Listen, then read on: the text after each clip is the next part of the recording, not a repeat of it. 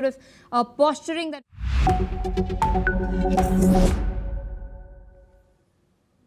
Hello and welcome. I'm Thomas Porteous and you're watching The World Report. Let's take a look at some of the top stories of the hour. President Donald Trump says the US and China could sign a trade deal pretty soon after talks with Xi Jinping in South Korea. He announces a deal on rare earth access and an immediate tariff reduction, calling the agreement a turning point after months of economic tensions. US President Donald Trump ordered immediate testing of America's nuclear weapons, a shock move that casts a shadow over the summit between him and Xi Jinping. It signals both deterrence and desperation as he tries to put pressure on Beijing. US President Donald Trump says he's given South Korea approval to build a nuclear-powered submarine, a move that would put Seoul among an elite group of nations. The vessel will be built in a Philadelphia shipyard as Seoul agrees to buy more US oil and gas. Hurricane Melissa tears through the northern Caribbean after slamming Cuba and Jamaica with 185 mile-per-hour winds, the strongest storm ever to strike the island. At least 25 people were killed in Haiti as hundreds of communities remain cut off. Brazil's President Lula da Silva says the country cannot accept the scourge of organised crime after the deadliest police raid in Rio's history left at least 120 people dead. He calls for coordinated action against drug gangs that doesn't endanger police or civilians. President Nicolas Maduro says Venezuela intercepted 3 aircraft used for drug trafficking in operations that coincide with a massive US military deployment in the Caribbean. He touted the strikes as proof of Caracas's own anti-drug efforts amid growing regional tensions. The centrist D66 party surges in Dutch elections, likely taking the lead in forming the next government as Geert Wilder's far-right PVV loses ground. With 90% of votes counted, both parties hold 26 seats, a sharp drop for Wilders and a tripling of the seats for the D66. President Trump says the United States is holding talks with Russia on denuclearization and could include China in future discussions. Speaking aboard Air Force One, he said de-escalation would be tremendous, even as the US resumes nuclear testing to match other nations. Now, our top story of the hour. US President Donald Trump ordered the US military to immediately resume testing nuclear weapons for the first time in 33 years, minutes before beginning a high-stakes meeting with Chinese President Xi Jinping. Trump made the surprise announcement on Truth Social while he was aboard his Marine helicopter flying to meet Xi for the trade negotiating session in Busan in South Korea. He said he was instructing the Pentagon to test the US nuclear arsenal on an equal basis with other nuclear powers. Trump's decision to restart nuclear weapons testing follows a rapid expansion by China of its nuclear stockpile in recent years and came just after Russia announced what it called a successful test of a nuclear-powered and nuclear-capable cruise missile, as well as a nuclear-powered torpedo. Okay, now joining us to discuss this is Rabinder Sachdev. He's an international affairs expert and he joins us live from New Delhi. Thank you much, Rabinder, for joining us here on NewsX World. Pleasure to have you.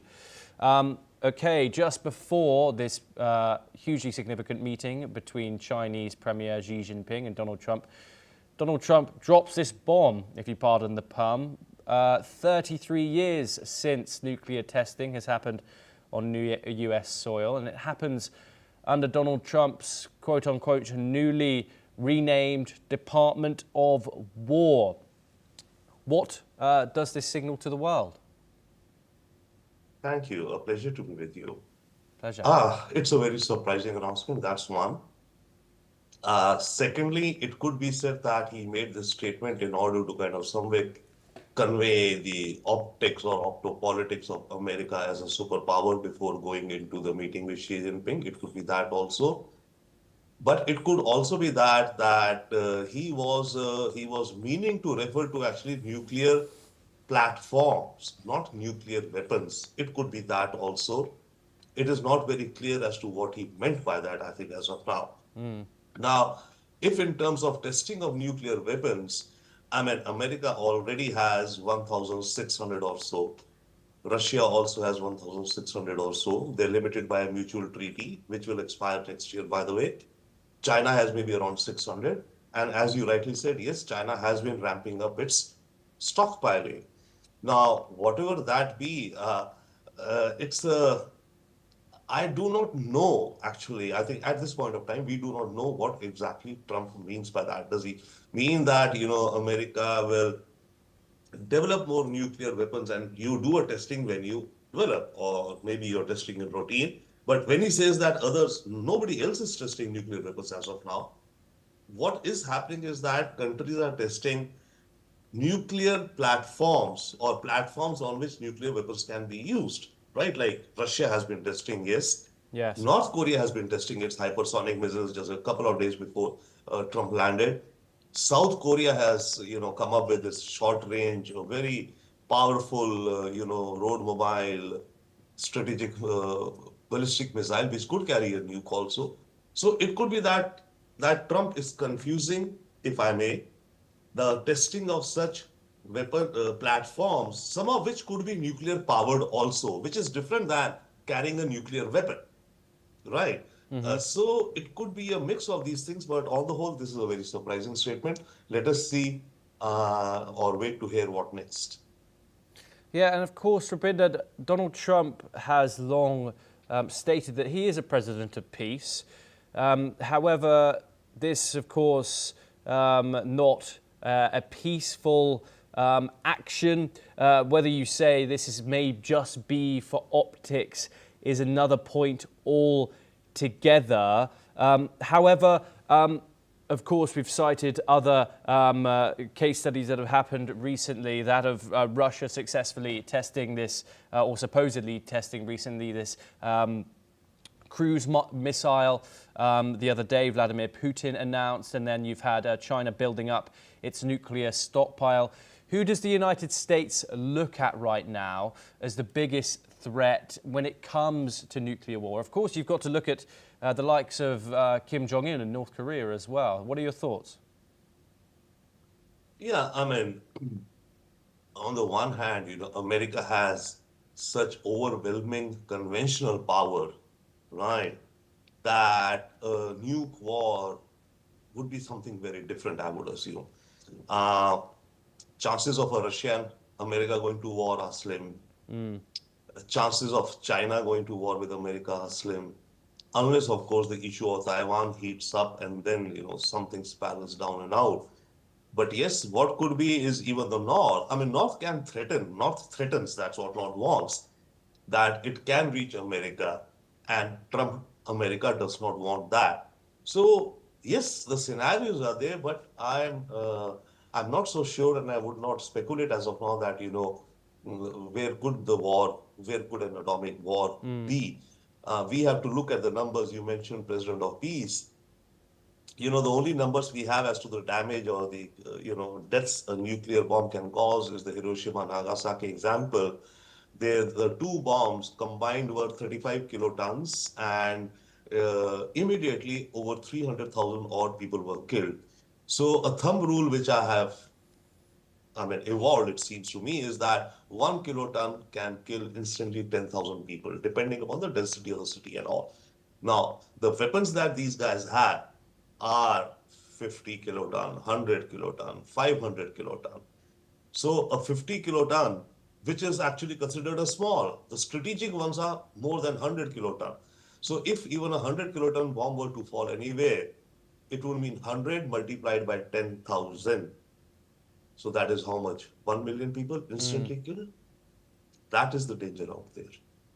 Yes, indeed. Thank you, Rabinder Sachdev. Do stay with us. We have further updates coming out of the Americas, but this time we head south and we move down to Venezuela and the Caribbean, where the United States has carried out an airstrike on a suspected drug vessel in the Eastern Pacific, killing 4 people. And we're showing you the visuals now. According to the US Secretary of War, Pete Hegseth, the operation was ordered by President Donald Trump and targeted what Washington described as a narco-trafficking boat linked to a designated terrorist organization. Meanwhile, in Caracas, Venezuelan President Maduro has claimed his intelligence services foiled a CIA plan to attack US ships near Trinidad and Tobago and blame Venezuela. The accusation comes as tensions rise across the Caribbean following increased US military presence in the region. Let's take a listen in to what President Maduro of Venezuela has said. Descubrimos, los capturamos. A los mercenarios capturados han declarado todo y peinamos la zona y hemos capturado nueva gente allá en el oriente. Un plan donde la propia CIA, con toda la maldad que la caracteriza, iba a atacar las propias naves de Estados Unidos. ¿Y a quién le iban a echar la culpa? ¿Qué creen ustedes? Si aparecía explotando por allá una nave gringa en aguas limítrofes o en aguas de Trinidad y Tobago, ¿a quién le iban a echar la culpa? ¿Y para qué le iban a echar la culpa a Venezuela? Para justificar una escalada y un enfrentamiento entre pueblos hermanos. Así que nuestra inteligencia y contrainteligencia ha vuelto a tener un éxito y ha doblegado y ha derrotado el plan macabro de la CIA contra el pueblo de Venezuela y Trinidad y Tobago. Éxito rotundo. Felicitaciones. Okay, Rabinder, we've seen this before, of course. There's been a plethora of videos that the United States have released, particularly coming off the social media of now entitled the Secretary of War, Pete Hegseth, blowing up these boats in international waters in the Caribbean. How can this situation escalate? Of course, we've seen antagonistic statements coming out of Donald Trump towards Venezuelan leader Nicolas Maduro. We've seen movement from and much more presence in the Caribbean from US warships. The biggest aircraft carrier in the world is now present in Caribbean waters. What are your thoughts on how this situation might develop going forward, given President Maduro's statements and how he wants de-escalation, but of course is willing to mobilize ground forces, ground troops, if the situation were to, in fact, escalate? Thanks. No, sure. I mean, we just don't know. Too much is cooking out there. You know, one is America's so-called war against the narco terrorists, they call them, or the, the seaborne trade and the submarines and the boats. That's one. The other element is gas and oil. You know, the Trinidad, Tobago and Venezuela, the Gulf out there, offshore gas is there. And in Guyana, which is neighboring to Venezuela, a large oil reserves have been found and will be developed. So that is also another element. And then America, I think, is signaling and clearly saying that in this region, it is my backyard, because, China has been making inroads with some of these countries in the Caribbean through its various Belt Road initiatives and projects. So America does not want that also happening. Now, in the middle of all of this, of course, you have Venezuela, a president who's resolutely, he's on the left. So there's a clear-cut difference between what America would want. America would want a right-leaning government in Venezuela, as exhibited recently by the Nobel winner. So the pressure is definitely rising up. And this could be a false flag by the CIA, which Maduro is claiming. may not be, but CIA is known to have, executed such plots all over the world over the many years. And even the Venezuelan intelligence could be playing it. So who knows what's happening, where the blame, counter blame is going. Lastly, in terms of, Maduro mobilizing the people and even handing out, rifles and arms and all to the people, militias, it will have no impact because America will be, no American soldier would set foot in Venezuela so that the Venezuelan army fights them, man to man. It will be only bombs and bombs and bombs, missiles and bombs, if, something breaks out. So Venezuela, of course, is in a very weak position, but it is standing up for what it thinks its national interest is. It's standing up very strongly. Rabinda, of course, as you've said, Maduro is a communist government, a left-wing government. We've seen American interference in the Southern American continent before. Do you see a problematic pattern here? Oh, absolutely. And it is known, public knowledge, Trump has himself said that he's authorized the CIA for, for covert operations in Venezuela. We don't know what those could be, but something must be cooking happening. So definitely, yes, I think very, very challenging times ahead for Venezuela, I would say. Yes. Rabinda Sachdev, thank you very much for joining us here on the programme and giving us your insight. It's a pleasure to have you on the programme, as always. We now stay in the region for our next story, and Brazilian President Lula Inácio Lula da Silva is said to be shocked by the number of fatal incidents recorded in Rio de Janeiro. Has said that Justice Minister Ricardo Lewandowski, after meeting with him in Brasilia, Brazil's bloodiest police raid killed at least 119 people, spotlighting the city's controversial war against drug gangs entrenched in poor neighborhoods. Ricardo Lewandowski has reacted to the situation. Let's take a listen to him. Também, de certa maneira, se mostrou surpreso que uma operação desta envergadura fosse desencadeada sem o conhecimento do governo federal, sem nenhuma possibilidade do governo federal poder, de alguma forma, participar com os recursos que tem, sobretudo com informações, sobretudo com apoio logístico. Meanwhile, Guilherme Boulos' ministerial swearing-in ceremony at the Palanto Palace, Brasilia, in presence of Brazilian President Lula da Silva, a minute of silence is held for those killed during a massive police drug raid in the favelas.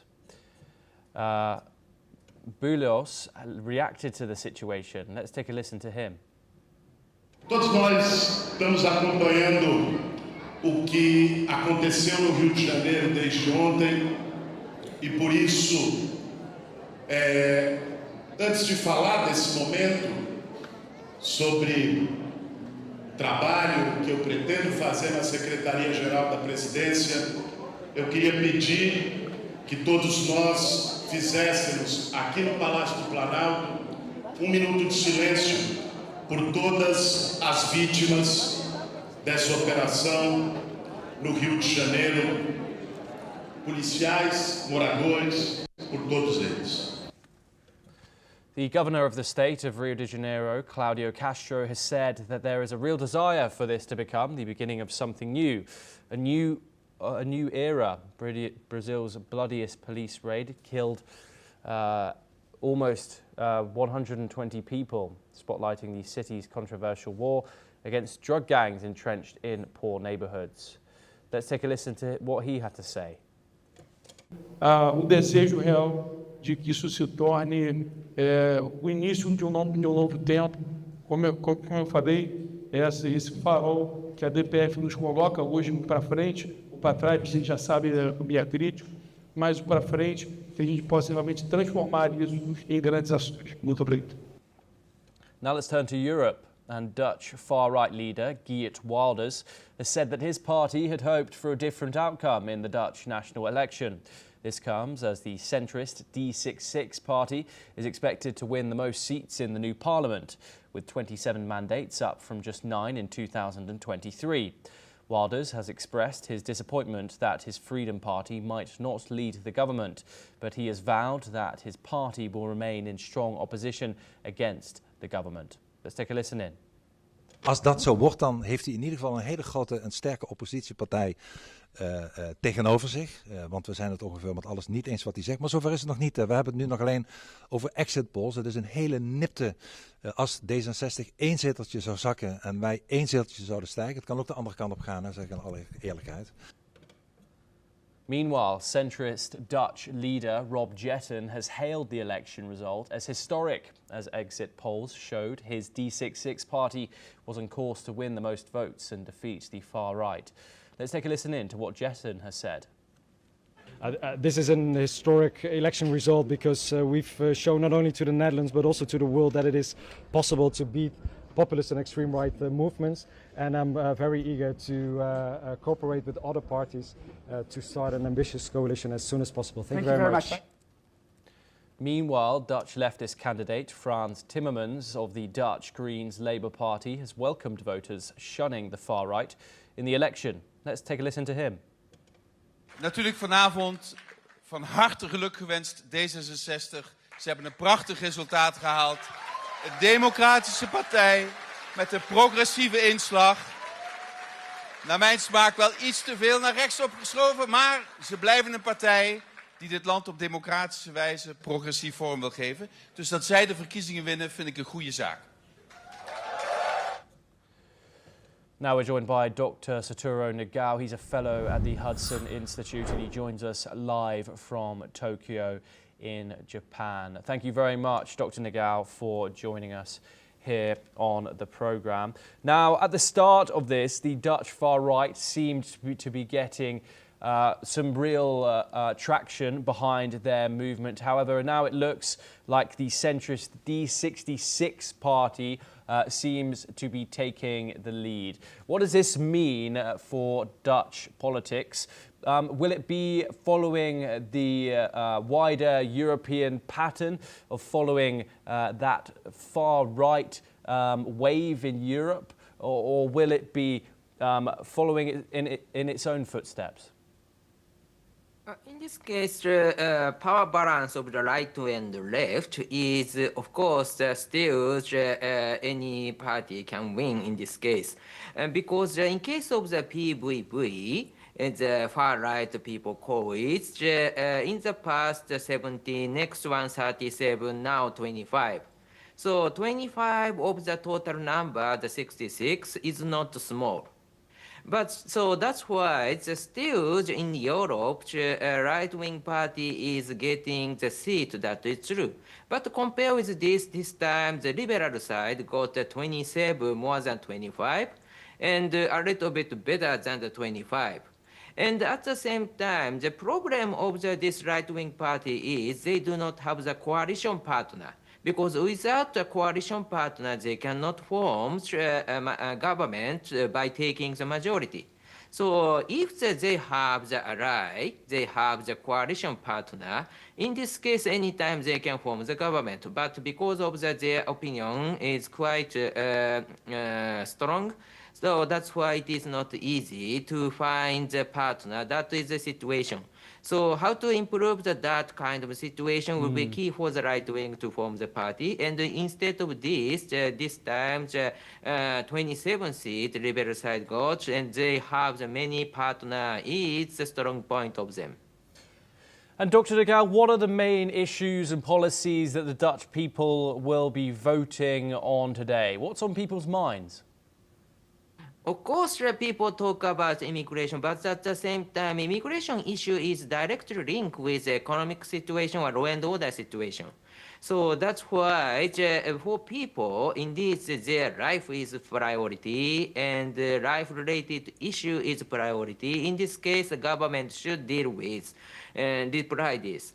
Currently, before this election, PVV was the main part of the government, so they need to solve this problem and reply to the people's wish.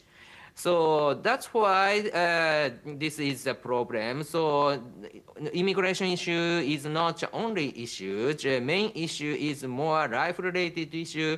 And view from the result of the election, the government has failed. So that's why they lost support, I think. Yes, Dr. Satoru Nagao, thank you very much for joining us on the programme. It's been a pleasure to have you. We will, of course, bring you the updates of that election coming out on the Netherlands as soon as we get it. Now we move on. And Jamaicans began to pick up the pieces after Hurricane Melissa slammed into the Caribbean island, leaving at least 4 people dead and causing widespread flooding and damage to buildings. Meanwhile, the Cuban president, Miguel Diaz-Canel, has said that no deaths had been reported so far from Hurricane Melissa following the powerful storm that battered the island's eastern provinces with sustained winds of up to 125 miles per hour. Diaz has reacted to the situation. Let's take a listen to him. Fue realmente patético ver a esos increíbles el deshonor, carroñeros, buscando de qué agarrarse para sostener su etiqueta de Estado fallido para Cuba, mientras solo podían mostrar imágenes de movilización popular.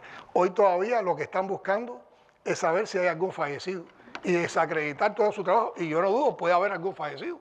Y si lo hay, lo vamos a informar con toda honestidad, porque esto fue un evento de una enorme envergadura, pero que estén pensando o buscando en el dolor del pueblo el argumento para tratar de desmoralizar, para tratar de desunir, para tratar de desacreditar lo que ha hecho este país con su heroico pueblo, muestra la verdadera calaña de estos.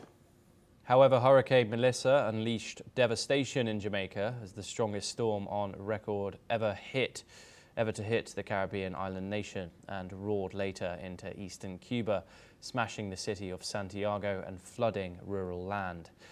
A meteorologist has reacted to the situation. Let's take a listen in. The impact is significant to the Jamaica economy. AccuWeather experts preliminarily estimating $22 billion in total damage and economic loss. It's important to point out that the GDP, the gross domestic product, the output of the Jamaica economy is around $20 billion per year. So you can see that it's already over 1 year's worth of GDP. That shows the economic challenges that people in Jamaica are going to be facing. And of course, far beyond that, the immediate focus is going to be on saving as many lives as possible in the coming days. And there are going to be a large number of people in Jamaica and other parts of the Western Caribbean that are going to be in need of the basics: food, water, clean drinking water, safe shelter, medical care. And there's going to be a tremendous need for international relief in order to help people that have been impacted by this storm's destruction and devastation, and a long road ahead in terms of the health impacts, the long tail of health impacts and economic impacts from such a destructive storm. Well, that's all that we have time for. Please keep watching NewsX World for more international news updates.